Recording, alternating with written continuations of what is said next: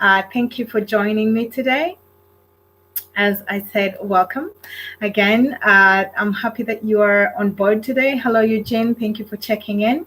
So, we are going to be talking about the position of friends and family in love and relationships. How much time do you allow in friends? How much, what position do they hold in your relationship, in the package of the marriage and everything? And what are your thoughts on the subject? So we'll just be waiting a while for my two guests. Hopefully, they're going to join us in a bit. Thank you for joining. And so, as much as I talk about love and relationship, for me, first and foremost, I love to share on my YouTube channel. As you can see on the bio profile, I share about investment ideas and how to gain time and financial freedom. This way, we can all get to enjoy life and be able to be free so that we can live, love, and learn. And so that's why it was logical as part of my themes to have love and relationships as a package on the themes of the talk and everything. And so I just wanted to deal today with the position of friends and family in in the package of love and relationships. I remember at the beginning when I was dating, I had I'm very close to my best friends, and at one point. My now husband had to make sure to enable me to make sure that either he's having enough time or it's more of the time for the friends. And well, it made me reflect a little bit on how much I was giving one side or the other.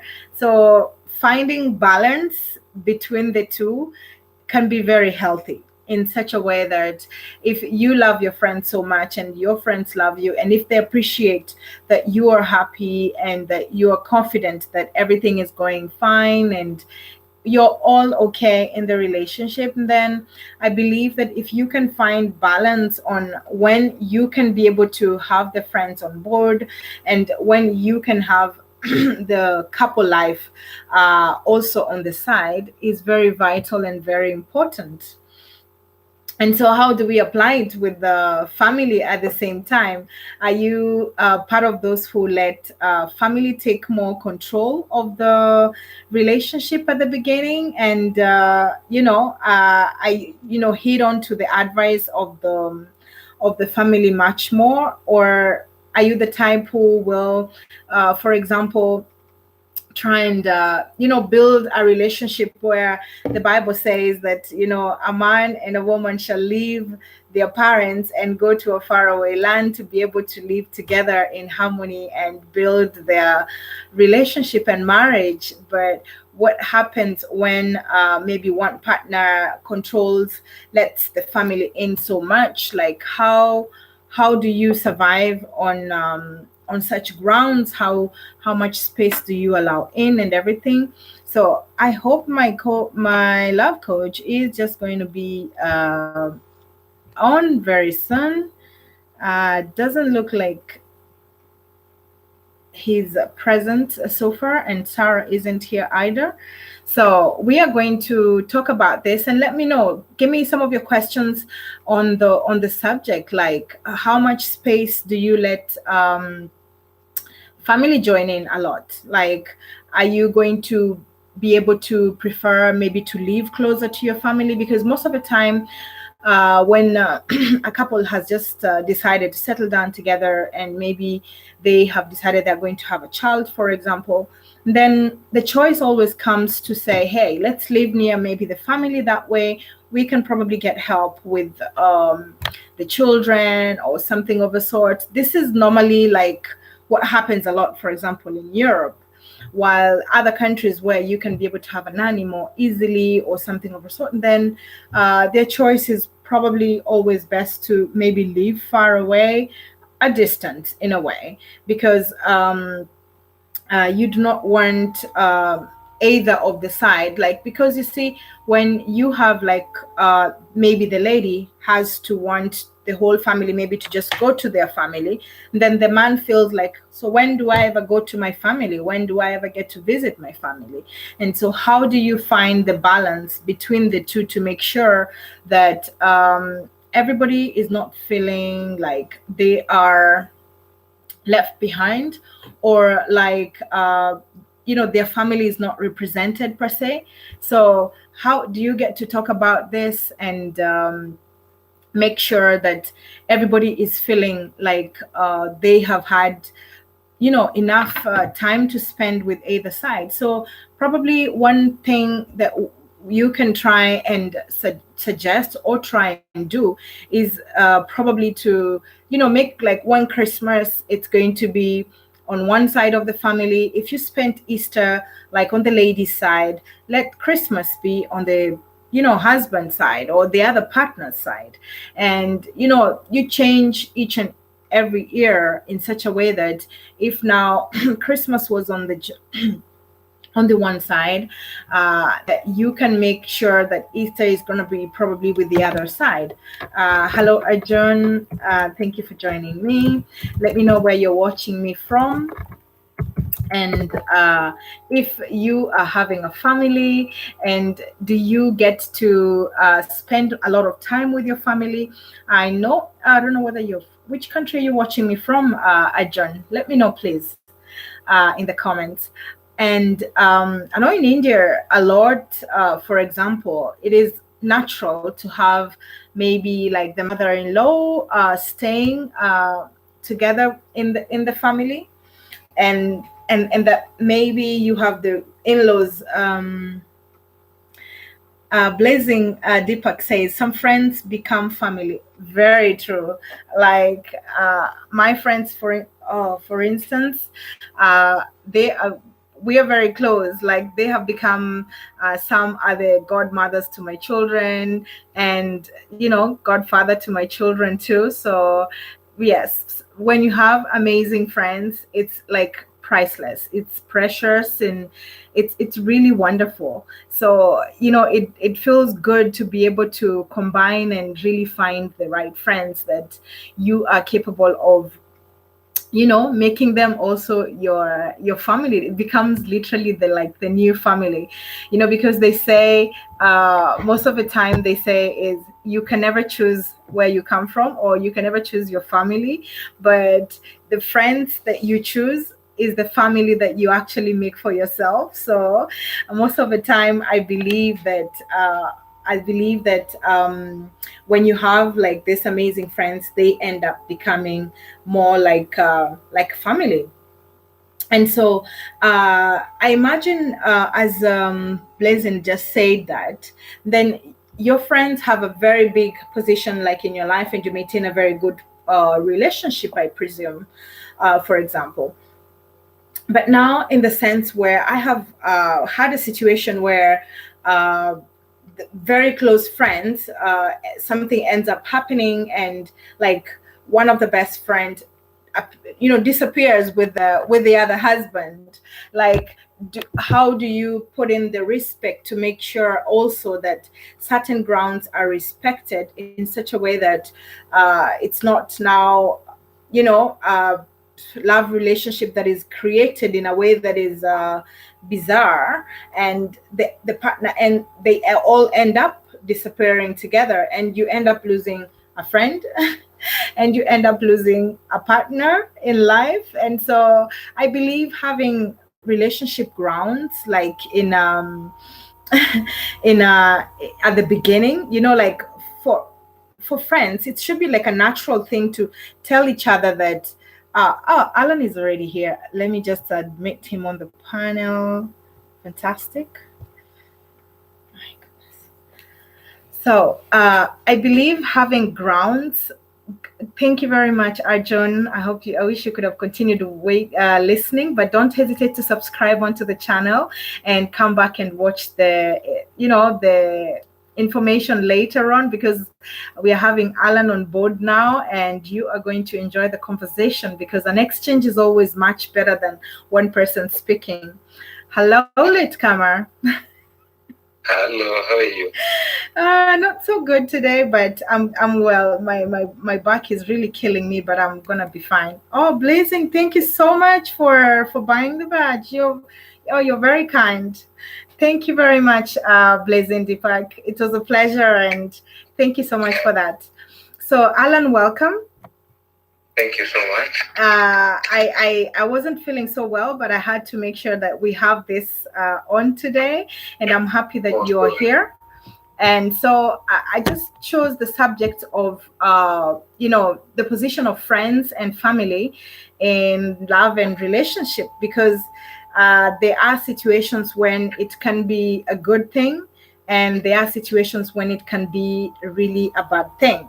It's part of things that I'm trying to reveal somewhere, and that I hope we can have a light share on this to make our viewers see our point of view, probably. But so I was just trying to say, they give a situation and scenario where you get friends, and Deepak just told us that having friends who can become also family because they're very close. And I said it's very true, because like for me, I'm very blessed to have amazing friends who have become godmothers and godfathers to my children, and I've had them for 16 years, and I really thank God to have amazing friends. They've even been to Kenya and everything, so yeah. But there are situations and scenarios where I have seen friends now, like a friend disappears with maybe the husband, and you end up losing a lifetime friend and a lifetime partner. And so I was just trying to put forward that having grounds and respect between friends, saying like, my man can never be touched, you can never, I mean, there are certain grounds that there are things you just don't touch. I mean, he looked at her first, let them go. You never look there, you never go there. And so I just wanted to hear your opinion on the subject. Thank you so much for having me. And I haven't even let you introduce yourself. Introduce yourself first so that my viewers can get to know you. Or rather, I should introduce you, because I'm the host here, to say this is an amazing speaker in Kenya, love coach who is doing an amazing job and trying to make the young men and ladies to understand the best way to have enriching relationships and everything. But I'm going to let him just introduce himself, because he is amazing and you're going to hear it. So stick around. Do not go away. You are going to love this conversation. Thank you so much, my sister. You're putting me on the spot, but it is well. For being late. I know. You know, the Kenyan in me must manifest. Wow.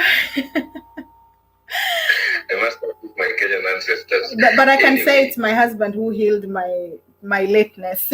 he's a time freak. Congratulations to him. Yeah. Yeah, basically, as our dear viewers, as you heard, my name is Alan Lawrence. I'm an inspirational speaker, author, relationship coach, but currently I'm still pursuing my degree in counseling psychology. So very soon I'll be fully registered counseling psychologist. And I just love speaking on relationships, because I hold my heart on my sleeves when it comes to the subject matter. Great. Because last time we said everything revolves around relationships. We are here because of our relationship. Exactly. Yes. And so what would you say would be the position of like what I just talked about on, imagine now the scenario where you have had amazing friends in your life, and one of them ends up maybe living with the partner. What would be your opinion on and view on that, for example? Well, for me, yeah, because we can never run away from the reality. These are things that we've had. These are things that we've seen, that they are happening out here. The thing is, it begins by, because today, let me put this scenario. Today, let's say you're a lady, and you suspect your man of cheating. Believe me, you check just around your networks.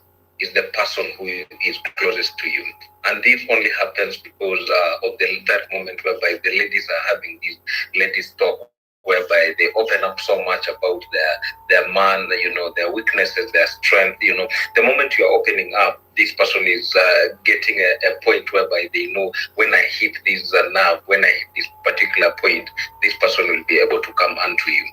This tells you that not everyone is happy for you. Like last time, Burale was saying that not everyone who is clapping for you, they really mean it. Yeah. Others are just warming up to slap you, and you never know you never know the person who is slapping you. Very true, very true. Just a moment, I'm going to Blazing Deepak. Did you want to be on this on the panel with us to discuss on this point? Because he says he wishes that we discuss more on his points of friends becoming family. Deepak, do you want to join us or on the panel for the discussion? He's already not here. He's gone.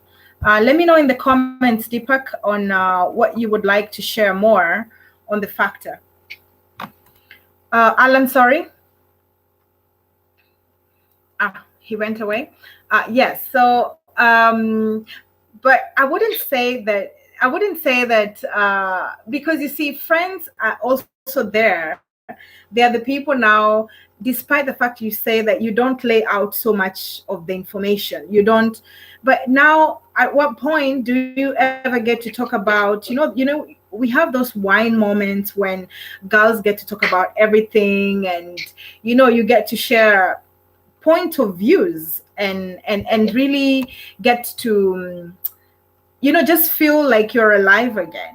At what point then do you ever get to discuss this? Would you say by talking about maybe like what is so good, you can't prevent yourself all the time from talking because you're thinking like, oh, she's going to steal away my mind just because I'm talking about their strengths? We need to live in confidence also. I mean, a woman who is confident enough shouldn't have to live in fear. Well, there is network issues, but if I got you right, in most cases, it begins by you evaluating the kind of friends you are having, because they are not everyone who is supposed to be in your life. Not everyone is supposed to know much about you, because someone was saying be friendly to everyone, but that one does not mean that you be friends with everybody. So do not be quick so much to elevate some people into your life. Yes, be nice to them, but love them from a distance. Not because I believe you are not meant for everyone and everyone is not meant. So it reaches to that point whereby you have to shield everything that happens around you. You determine the kind of friends you want into your life. Do not let friends choose you. You get it? So it reaches to that point. You be intentional with the people who you have in your life. Because believe me, that does not mean that you should shield and run away from everybody. Sure. It is just that you be intentional and categorize each and every one of your friends into your life. There are those people who you can go hang around with. There are those people who you can hang around and discuss business. There are those so the moment you have all those kind of measures in place, you'll be able to measure your vulnerability and your emotional investment into some people. Because today, let me tell you, if you go out there, you tell your fan about your troubles, this person will broadcast it out there. But if you tell your friends about your troubles, because someone says that problems shared is a half solved. But today you realize that you share with some people, these problems, they become even double the problem. They go out there broadcasting them. Very true, very true. Yeah. So they become like the CNN who are there to broadcast all the things that you are doing, not in a good way, but in the bad way. So basically, it is by how you draw the boundaries and how you define your relationships. But wouldn't you say that this comes in when you have, it's by the beginning being able to analyze what kind of friends you're having? Because when you it's just the beginning. I mean, you need to really gauge and judge like what is this relationship really maybe looking for, or what position am I going to give it at the beginning of my life or something of a sort, and to what length can we be maybe friends or something of a sort. But when you have like long-term friends, like for example what I have, I would I never position myself in a put them in judgment at any point, in such a way that they're like sisters, you know, where we literally like are capable of sharing anything and everything, like cry to each other, laugh with each other. And like that's the reason why we are able to stay strong together like years later, because maybe we have grown together. There's that bond that maybe connects us or something of the sort. So probably I would say it's position of judgment in knowing how every friend positions themselves in your lives, I would say. Wouldn't you? Yeah. But would you say that then you would have complications in maybe trying to do a lot of activities together? That's probably where the challenge comes in, like exposing so much of your family probably to the other, where like every weekend you want to see each other, like, you know, every other day. So I would say the balance and the healthy way to put it would be probably just having that position of like let's say once in a month or something of a sort, not to have to do everything and like anything all the time together, almost having to crisscross and check with each other, like, hey, what are you guys doing? We are having this. Hey, what are you guys doing? Like it's almost like it's a bit too much, like, you know, people need to give each other space also in a way so that they can live. I would say that's like my thought. But now family, let me hear your thoughts on the family section. Do you? Yeah. And you know, the way you're just saying, family is, I believe, family is not just being related by blood. Yeah. Family is a place whereby you feel safe, a place whereby you feel celebrated, and not a place whereby you feel tolerated. Because family needs to be a place whereby I'm never intimidated by your success. I'm never intimidated by what you are doing. I'll be there to support you. I'll be there to correct you in love, you know, whereby if you are doing the wrong thing to some extent, I'll be able to correct you with love. I'll shield you in public, but correct you in love in the private. You understand? Yeah. So family, I believe they are just people who, there is nothing you are competing.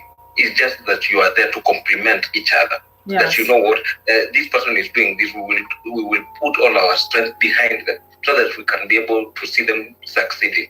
So family for me, I believe, needs to be on the foundation of mutual coexistence, mutual support for each other, mutual love, without you know, as much as it's mutual, without you doing things in expecting some things in return, whereby it is just human to do something. True, very true. But now, you know, there's this article that was in Facebook, and we talked about it with Sarah like 3 Fridays past. And this lady was trying to write to other ladies about, you know, respecting the other partner and knowing really how to position your relationship in terms of family. Because she every time she had an argument with a partner, she would, you know, like, oh, I'm gonna go away, so she'd pack her bags and go back home, and the family would let her in, and the sisters take the phone and start calling the husband and calling him all sorts of names and insults and everything. And so at what point do you now get to advise such partners in such a way that, like, you need to make sure that family is also respecting your partner in a way?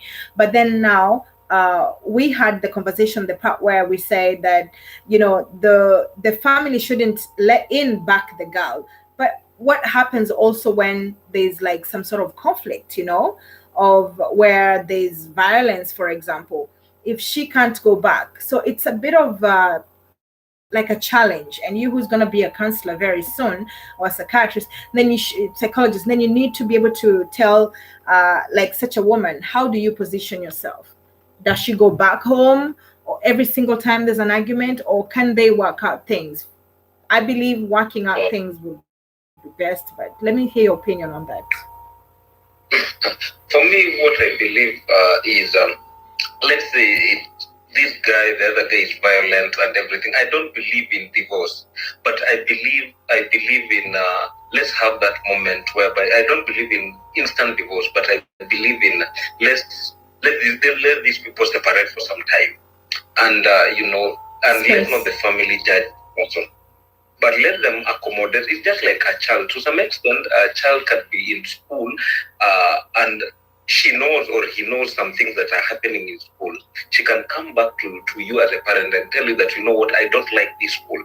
You might think that this child is becoming rebellious, but there are some things they are seeing there you cannot see. So we cannot be judgmental on this person because we don't know the options they had. Yeah. Or we don't know the options we have at hand. So for me, I believe let the society even welcome this person, but try so much to understand this person. As much as whatever happened. Yes. But let us have a point whereby you connect with them, advise them, and if they have to work it out, let them work out in a proper way. Because I believe everything rises and falls on the foundation. So it depends the kind of foundation you guys are laying in this relationship. Because to some extent, when you tolerate some things, you are training this person on how they should treat you. So you should be able to tell this person that these are the telltale signs that, you know what, if these things happen, these are the things that I need to do. And this can only happen if you've defined the boundaries, you've spoken out about everything, because there is no commitment in a relationship without proper communication. So you can be in this relationship expecting your partner to behave in a certain way, but because you guys have not sat down to have a candid discussion over the same thing. Yes. So you need to know what are your limits, and these limits needs to be defined from the very onset. But in this particular point whereby everything has happened, and we are at this point now. Yes. It is a question of us now having a mutual coexistence and a mutual understanding that whatever happened, and these were my options. Then we work it from there, and it can only happen if the two of you are willing to sit down and talk and be able to change things in a proper way. Okay, but then now, so like this lady, the reason why she was writing and giving warning to like most viewers, it's because it happened several times whereby they try and talk out things, they work out things, and then she goes back again, which happens a lot in very violent relationships and everything, whereby second chance is given, third chance is given, and in the long run. But then now she agreed that she was very she was being not a narcissist, but she wasn't being a very positive person towards the man, and in the long run she pushed him so much to the wall, and he ended up like deciding like maybe it's best, because she kept on threatening, saying every single time like, oh, if you don't change or if you don't do this, I'm gonna leave, I'm gonna divorce you. And so in the long run, when she proposed that on the table, I mean, he was like, okay, fine, then that's what we should do. And it just comes to another relationship that I have in mind where things are going well, calmly, people are trying to run despite the monotony that settles into a relationship. But then now, the moment when a divorce is almost put on the table, you never threaten another partner with divorce on the table. Or, oh, if you keep doing this, I'm going to go away. If you do this, I'm going to leave. If you do this, I'm going to park. The day you propose, and probably that person is just waiting for that. Trust me. I mean, it's like you're giving them a way to be able to actually just leave, They say the tongue has so much power, and every time you manifest something, it's actually because you're thinking it so much that you speak it out, and in the long run, bam, you're given what you are actually suggesting and everything. And I really enjoyed the part where she took fault in her mistakes, but also trying to build up people. And now she was just saying, be careful not letting in so much of family, because right now, being a divorced woman, it's years, they're all laughing at me. It's her family which is mocking her now. And when she was coming home, she was being taken in and he was being insulted every single time. And now when she looks at him, he's in a much successful like relationship and built himself much better than what she did, you know. So, you know, for our viewers who are still watching us and listening to us, like, just be careful with the kind of words that you put forward. What are your thoughts on that, Alan?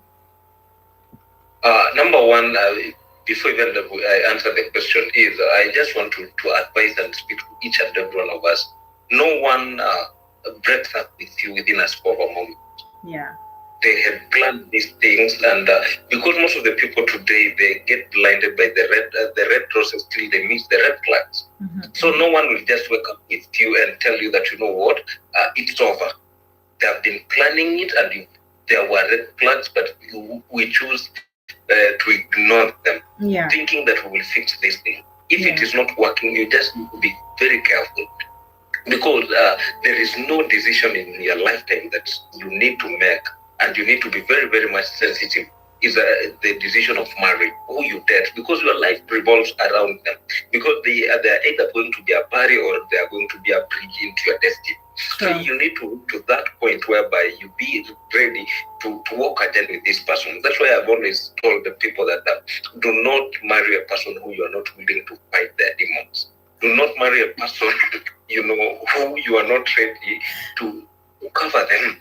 You are not ready to hold up to their madness. You need to date a person and marry a person who is your friend, and you are never intimidated about it. So, and now to get into that point where you are saying, you also need to be very much intentional, especially when it comes to marriage. Why? Because the moment you are married, it is you leaving your parents' house, him leaving his parents' house. You come together, form the basis of now you build this thing called marriage together. And in this setup, you know, you have to let go some people. Yes, you respect your mom, you respect your dad, you respect your uncle, but keep them at a distance. Because let me tell you, as a Christian, God respects family.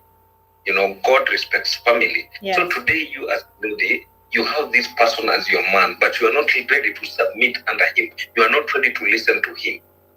Believe me, there will be a lot of problems. You know, I'm tackling from that angle, because the moment you have outsiders, not everybody who will be there is even there like to celebrate you. But they are there to ensure that, even especially in our African setup, you understand all these things. Yeah. Not everyone is wishing for you to be in a happy marriage. Yeah. You know, that is why every one of us have always believed that people who are wishing for your success are lesser than the people who are wishing for your downfall. So you need to have a person who you are willing to pray with, a person who you let your marriage and everything be on the foundation of your faith. Sure. As much before you involve other people, involve God so much in your relationships. Pray about it. And it can only be effective if you involve God from the very onset. Do not try to involve God at the middle of you. You've traveled the journey, then you start to involve God. No. Start it from the very basic foundation of it. That is why. Let me just invite people who are joining us. For those who are joining us, we are talking about the position of friends and family into relationships, and the love and the marriage package. To what level do you let them in, and to what point do you allow space for them to be in, and everything. Don't hesitate to please share, give us some questions. Let us know, what are your thoughts on the subject? Do you have any questions of what you're experiencing in your own life at the moment? And if you have any ideas that we aren't probably sharing, because we don't know everything, like we are no master of everything. So hearing also your ideas will enable us to learn something new that we can share with the rest of the world. So don't hesitate to give us questions and everything. Sorry, I cut you short, so just keep going. Yeah, you know, the way we were just saying that involve God so much. Do not travel the journey of marriage or in a relationship. That's when things hits the rock bottom. That's when we try to involve God. No, always involve But you God. have partners who are not godly at all, and you have one who is and the other one isn't. So I believe the force of one and the prayers, I wouldn't say it's something that would prevent them from being together per se, but I believe the prayers and the force of one can actually carry along everybody. I believe that when I'm praying, that God is protecting the four, and that, if even if the other one isn't, but then respects the position of the other, I think it's very important. And that's the reason why I love like religion marriages in a way, and whereby people from different nations, from different religions can get to meet together and connect. I don't like to believe that there are so many barriers. Hello, Aniket, thank you for joining us. And so I don't like to believe that there should be barriers. I believe love is now that it's that strength that literally breaks all barriers in such a way that people are capable of connecting despite all this, religion, and be it culture, be it, I believe now that's the one thing. Sports and love, for me, they're the rockets of this world. Which is true, whereby the key foundation for a true marriage, I believe respect. Respect is very vital. Important. Very vital. Yeah. Yes. I respect your background, your religion background, and we are able to adjust to each other and let each other be, and so that we can build together, whereby their personal space is being respected, and you respect me, and I honor you, just like that, for mutual coexistence. Exactly. To be able to move. Yeah. But there's one point, and why I chose this subject. We have a lot of mama boys who love too much the context of almost not leaving the mother's space. Could you share with us this concept? Like, we agree, I understand, and I want to learn something, because I would definitely try and raise my son to be the perfect husband any lady would have in the world. He's still very young to everybody who may be aspiring, but I really want to hear about this. Wow. I know it may sound controversial, but this is the reality. Yes. As a man, if you like everything, and especially your love life revolves around your mom to some extent. Yes, mothers, I know they have our keen interest at heart, but we need to reach to that point whereby, yes, allow her to advise you. As a boy, let them advise you, but not every decision you have to make revolve around them. And this can only happen, like you now as a mother. You need to expose, like, let's say, try so much to be intentional in your parenting, whereby you expose the boy, you expose your Caliph man onto the right mentors, onto the right environment whereby they get to learn. Because personally, I was looking at how you ladies normally have these things, the bridal shower, the baby shower, and all those kind of things. So I was looking at it from this angle whereby the whole idea is to prepare this person for marriage or the next phase of their lives. So yes. Looking to a point whereby now, can the boy child that we have, like, let's say, the groom shower, or all those kind of things, all those kind of showers whereby we prepare them. Because you look at so much attention has been given to the girl child, but the boy child on the other end, I'm laughing because that's the discussion of the previous week in Clubhouse, and it lasted 2 hours because the women were like, men are just not getting prepared, and that's the reason why ladies are feeling like at what point do they get to push in and say, like, hey, when are you going to be ready for marriage? A man wants to date for like forever, and he's just not crossing that path to say, I'm making up my decision or something of the sort.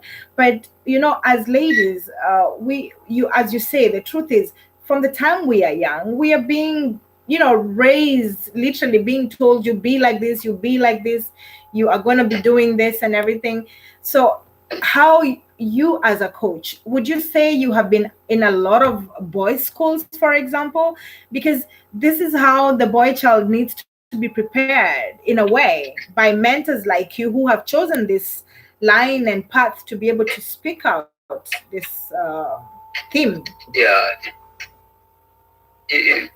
like basically what personally I'm trying to do is to tell them that what is not being a girl or is not being a woman to be able to sit down and plan all those kind of things.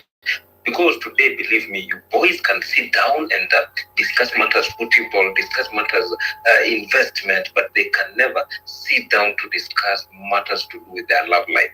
They can never sit down to be emotionally vulnerable. Why? Because the society might see them to be weak.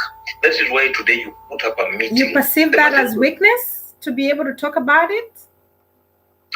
Like the society has portrayed it that way. The society is the one painting it as it's a weakness. You as a man, you have to stand out. But no, sometimes it's okay not to be okay. Yeah. Sometimes you just have to be like, what? It doesn't demean you as a man. It doesn't demean you as a boy. Whereby you sit down, you get to learn. That's why personally I've always recommended that you as a young person, even if before you consider a relationship, even if before you consider anything, you have to get the right kind of information. Why? Because they say information is power. So even if before you get into marriage, how many seminars are you attending? We're having sessions like this. We need to have even men out here, most of them listening to this. And by the way, let them keep subscribing to the YouTube channel and keep following this show here. Yes. Why? Because this is the place where they get empowered, they get the right information. Once somebody said that information is power. Yeah. So if people behave and act in that direction because of the kind of information they were exposed to at the very onset.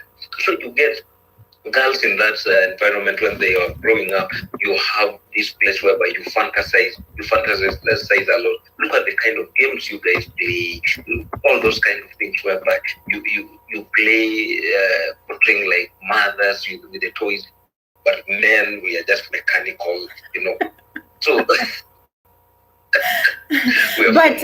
but we do have fathers. Then we should say that the role of fathers isn't being played out fully, in the sense that they should be the ones almost preparing their young men, their young sons into getting to know what are they supposed to expect also in marriage, because a lot of responsibility is always kept onto the parents and onto the mothers, for example. But to what point should fathers also take the responsibility and say, like, guide the sons? We understand that the sons are always closer to us, certainly, and we can maybe advise the best way possible. It's a responsibility on both ends, yes, but I feel like there's a little bit of problem in the sense where the boy child has not been prepared by the father. And why aren't fathers talking about it in an easy way to prepare the sons, to make them know what to expect even in a marriage, for example? Fathers, I believe your presence in a boy's child is more important than the presence you can give unto them. So the best thing you can ever be, because everyone, especially a child, will always learn from how you treat everyone around them. Because the way you treat as a father figure now in his life, the way you treat the mother, the way you treat the sisters and everyone around them, that is how they perceive. So your presence means a lot. After work, get down, when they're doing their homework, get involved in their upbringing. By doing so, they will learn a lot. It doesn't mean that you have to sit them down and be like, listen, a boy needs to behave this way. It is a question of you developing a rapport with them and be that kind of role model that you did get, or rather that kind of role model you did experience. Because remember, you are a legend and you are passing on some baton, you are passing on some legacy unto your children. Oh my goodness. Sorry. Your child. Sorry, you got cut just a little. I don't know if you could repeat the last part you said. I was just saying that your presence now as a man in the boy's life is more important at all given point, whereby even take time off, try and hang out with the boy, even if it's at the park there are some lessons they'll be able to, like, just bond with them. Why do boys or the children tend to bond so much with mothers? Because mothers, they're just there with them. Yes, I know there are some boundaries, but they will be there with them always, at all given point.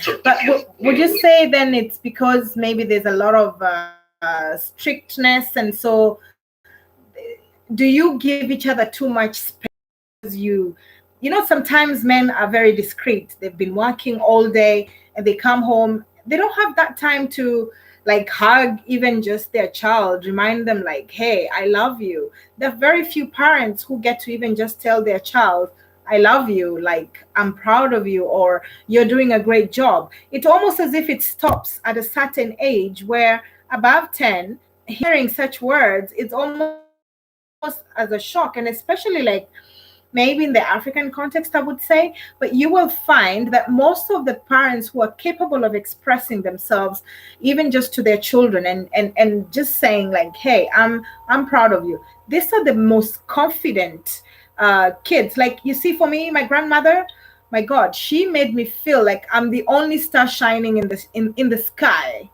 And that gave me confidence that is so unshakable. Like, you know, the way somebody can tell you like, I hate you or I don't like you. I'm like, it's all good. I say, God loves me, my mother loves me. As in, those are two loves that I have never doubted even one single second, because of how she made me feel or how she makes me feel, because she's still alive and everything. And so I just wonder, how come then parents like find it complicated to express this, to speak out? So would you say that's also just a huge problem, and that's why there's a lot of apprehension, for example? I'll agree with what you're saying, and the only solution is you just be intentional. I know it's hard, but it's a culture that we need to create. It's a culture, you as a parent, you be like, because I always want the best for my child, I'll be there and be able to push myself for this thing. It's hard. Just think that's practical with what you are doing. Let it not be plastic, but deep down yourself. For example, assuming this is not the kind of love you got from your parent. So you be intentional to get it right. The parents, you cannot blame your parents just because they didn't do that. That is the best they can offer at that particular point. So forgive them, but now you get it right by the way you do it. Exactly. If you didn't get something, this is the time now to give it like abundantly. Like, the way my grandmother made me feel, that's literally how I make my kids feel. Until sometimes I'm being told I'm doing too much. But you know what I say to myself? I'd rather give too much to them now, because damn it, life is hard sometimes. When I reached 24, I was like, damn it, this is what it is being an adult. Like, literally, you have to start paying bills, you have to start paying this. And I've been taking care of myself since I was 19 years old, so it's fine. But at 24, I don't know why, for some reason, is when it's like adulthood dawned on me, like literally, when you have to start paying taxes and just serious things that you have to think about, and it is part of the reason why I would say that, I don't know, just preparing the relationship of trying to prepare the young ones, it's so vital. And this for me is the reason why, like, part of this channel, because I know 25 to like 40 45 are my biggest viewers, and this is our generation, we are in it. And this is why I like to try and just speak out to them and try and push out that advice, that because we can enjoy life, we are literally living in a space where we're able to express ourselves more, we are able to enjoy more, so that partners don't go into relationships and find themselves bored or something of the sort. So as you tell young ones, keep also preaching that they should talk to their children, I believe. They, like, literally people need to understand it is the quality of the lifestyle you given to your children. So you must ensure that, you know what, after all, you're investing for them. You know, that is why as much as you're investing for them, you also need to invest into them. Like build their character, spend time with them. As much as like assuming like now you are a parent, you leave so much wealth onto your child, but you've not built them holistically. You realize that's how everything goes at a loss. Yeah, that is why some parents will turn in their grave.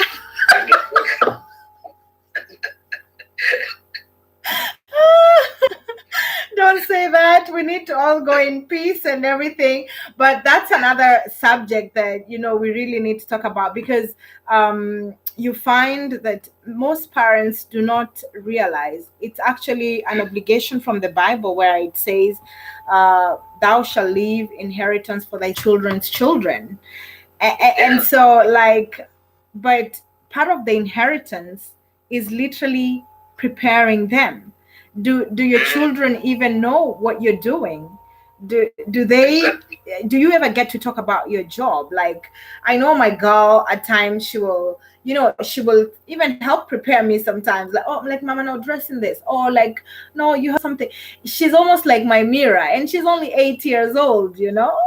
So literally making them part of your journey, making them part of what you do. Like in all the jobs I've done, I've had them visit to know, like, what is mama really doing, explaining to them what you are working on. It is part of the journey in trying to make them see, would I love to continue that?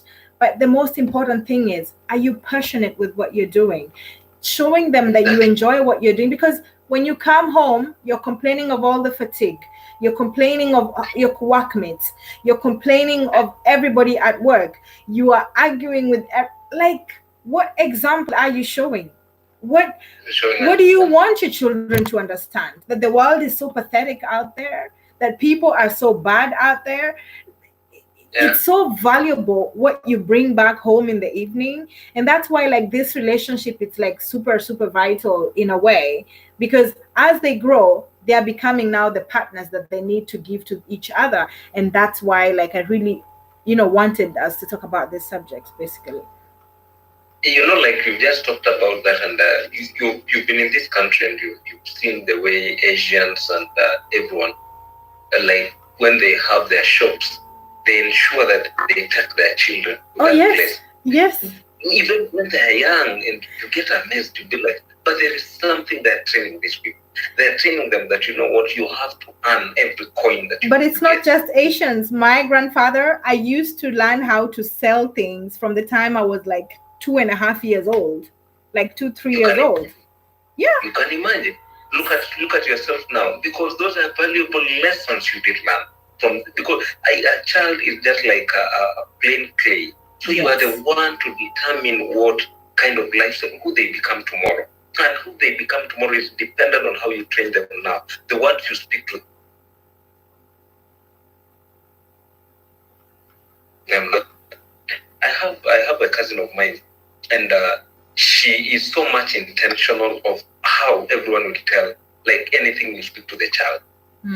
Why? Because you be like, sometimes you get some teachers who speak to the child that you are this and this. No, she becomes very, very, very, you know, very like harsh. You get the point. Yeah, she's so harsh on me, not in a bad way, because I was looking at it. Why? She's so much intentional of what the child hears.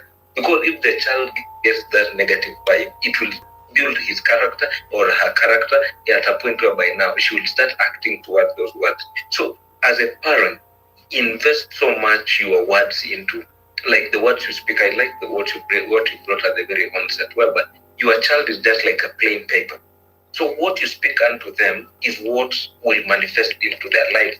You are the first prophet of your child. What do you think? So why do you think we have like, you know, not the meanness per se, but part of racism and hatred, even in schools or something of the sort?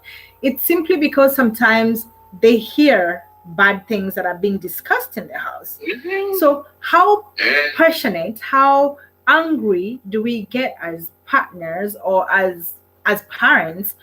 And when you're speaking out certain things, like for me, in our house, we're not allowed to have any bad words. Like there's no bad language. My children are literally pulled their lips if they ever say any bad word. So my son is always like, oops, is this a bad word? Like he can't even speak it. He will have to maybe even write and ask if it's a bad word or something.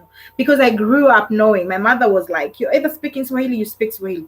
You're either speaking English, you speak English. If you're either speaking Luya, you're going to speak Luya. So there's a way that you're going to put the tradition way in advance. Because what you're now molding them to be hearing, it's what they actually just go reflect back in school. Yes. And so the model is now what comes up in the long run and everything. And I believe even the violence continues all along because probably a child just watched what a father did. And so we're just calling on all fathers, come on, be better partners. Even women, there are women who beat men, but let us all become. There's once in a magazine I had actually in Kenya, not here, but I heard once that a man had been beaten by the woman. I don't know what you have to say about that. Especially like now during these COVID times, we are having. It's so bad, and there is a region in this country whereby women from this side, they're just known to be violent. Yes, we don't mention. Mm-hmm. We don't mention, so whereby, and this particular, because COVID has come to reveal so much about people's personalities, whereby people have been so much busy, they don't get time whereby to interact with their family. So it has reached to a point whereby now, I've just realized this is how you behave, this is, all those kind of things. That's when they reach to a point whereby now they become violent.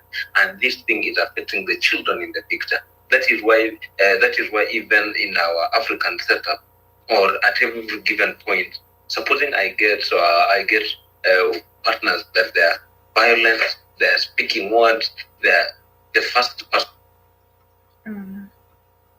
to rescue is get the child out of the picture, because you've empowered or you are trying to protect the next generation. So parents need to be now overprotective. They just need to be like, have you ever seen chicken? The way they overprotect their little chicks, yeah. So that is what normally needs to happen at all given point. You have to be intentional. Intentional is the word, and protective of your child in a good way, whereby you ensure that they grow with what you need them to grow, knowing and how you want them to grow. Because children are a gift from God. Sure. But the quality of the lifestyle you give your children is the gift you give back unto God. Yeah. So ensure that you give back unto God is the best by the lifestyle you give unto them. Okay, so I hope that everybody has heard a bit of that advice, that we are going to produce the best men, the best husbands, produce the best wives. Let us parents, we're calling on all parents and especially young parents to just nurture your children in a way that if you didn't get the best partner, then make your son the different version of what you've gotten to, so that for me, I say, if I can be the perfect mother-in-law, then I want to raise my kids in a way that they will be so excellent that the partners will be like, oh, hi mom, like I'll be a fourth mom or something of a sort. But I've always said that the child you nurture today is the child that will nourish you tomorrow. And everyone, like I was listening to someone and they were saying that there's some single ladies who will be praying that they don't meet the mother-in-laws. Why? Because they have this perception that mother-in-laws are very bad. So you have to even pray that God gives you the grace, because not every, there's some people who are just praying that as much as even if that mother-in-law should die. So You need to proclaim good life. And how can you do this? Be a good mother to your child so that whenever that daughter-in-law comes, they enjoy life. But what about mothers who, whether you're sweet, whether you're an angel, whether you're good or not, they'll hate you? What happens to such? Because I've seen scenarios where like you just can't change anything. As in, they're probably just like that because they just want their son maybe to themselves, or they just feel there's nothing good about you. What do you do about such, for example? In most cases, because you realize the foundation is they feel that you are taking away their sons, whatever privileges, whatever attention they've been getting. And that's why I wanted you to talk about Mama's Boys, because you didn't elaborate on Mama's Boys much. I know. So the thing is, they feel that their son, this lady has come to take away the attention they have been getting from their son, and this can only happen if the mother needs to learn to let go the child. And how do you teach them to let go? To let go in this way is now you as the man, you are now as the boy in this point. You will have to tell your mom that, you know what, I'm now old enough by your actions. By not to mean that you be disrespect, like you don't respect them, but by your actions you show them that you are responsible enough, and always ensure that you have these kind of discussions with them and let them bless you in a good way. Then it all begins. I know it's a bit tricky, but it can only happen because if you are friends, so if you are friends, it means that you can discuss everything and anything together. And at this particular point is now the boy to take an initiative to draw the line and tell the mother that, you know what, I love you so much, but it has reached to a point whereby I need to be protective. I need to take care of my wife. For me, I believe and really think that distance is just the best friend to such.